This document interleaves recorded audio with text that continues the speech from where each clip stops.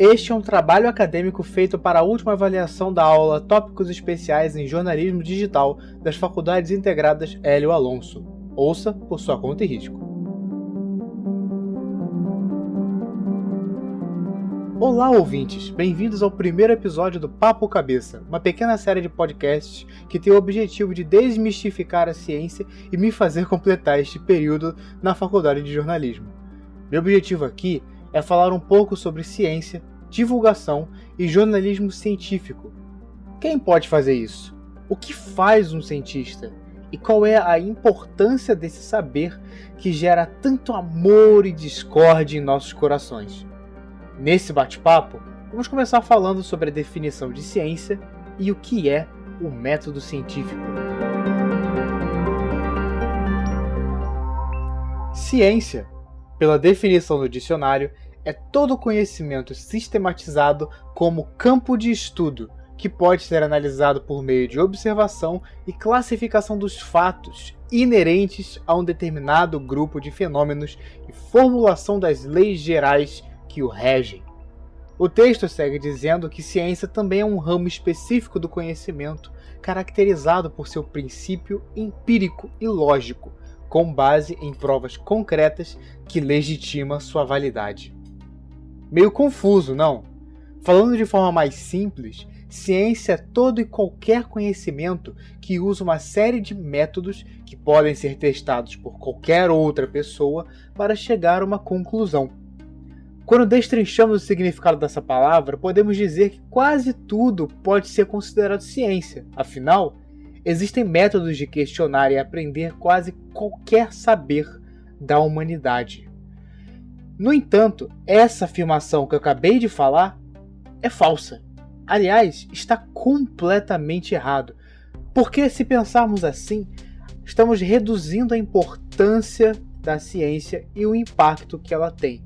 Se a gente quiser simplificar o que é ciência de maneira certa, correta, o que podemos afirmar é que ciência é tudo aquilo que usa o método científico para construir uma hipótese falseável, testá-la e chegar a uma conclusão, ou a uma teoria.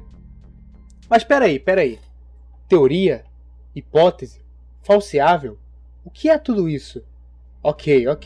Vamos em partes. Começando pelo método científico.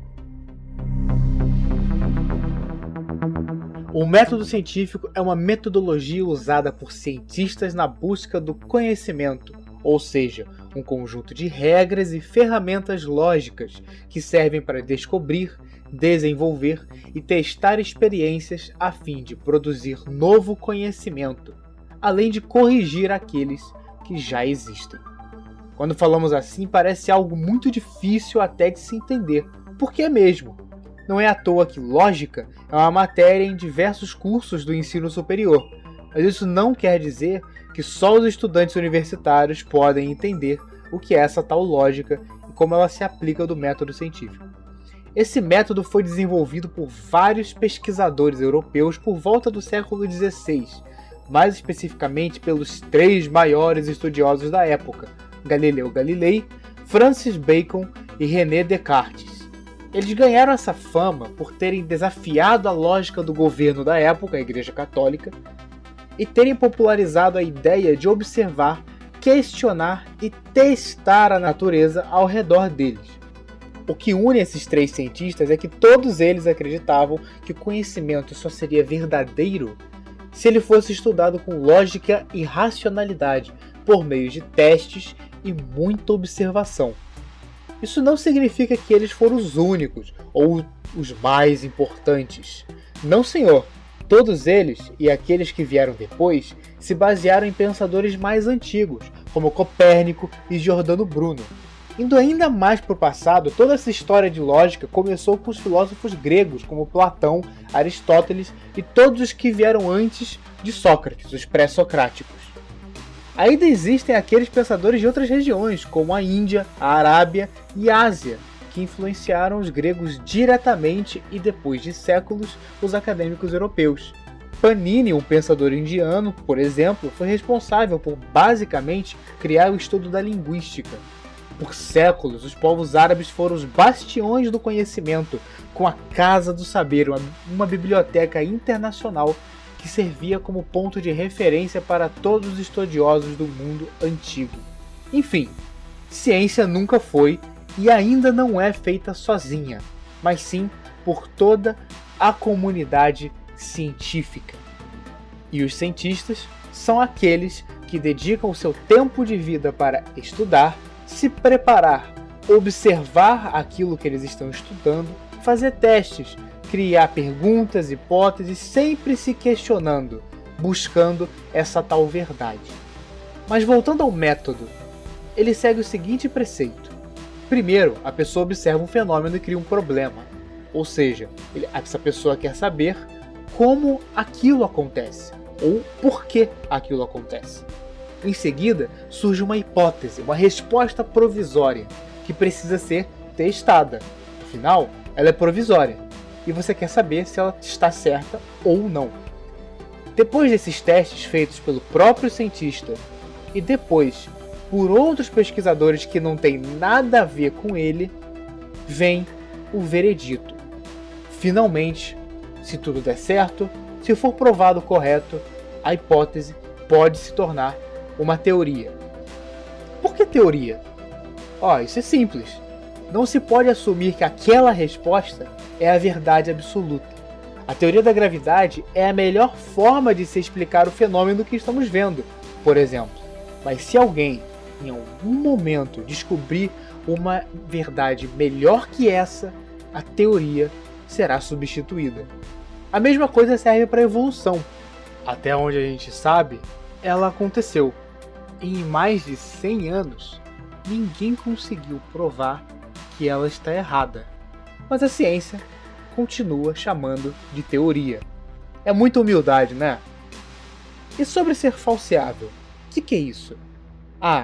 É um dos preceitos do método científico, que a gente acabou de falar. Ser falseável significa que toda hipótese precisa ser testável. Ou seja, você pode tentar provar que ela é falsa. Ser falseável é aquilo que pode ser provado falso. Isso significa que as teorias são falsas? Não, nem um pouco. Mas você ainda pode testá-las para checar a validade delas, se são falsas ou não. Esse é o espírito. Isso é ser falseável. Se você está falando de uma coisa que ninguém pode testar e ninguém pode saber se é falso ou não, isso é uma afirmação sua. Isso não é ciência.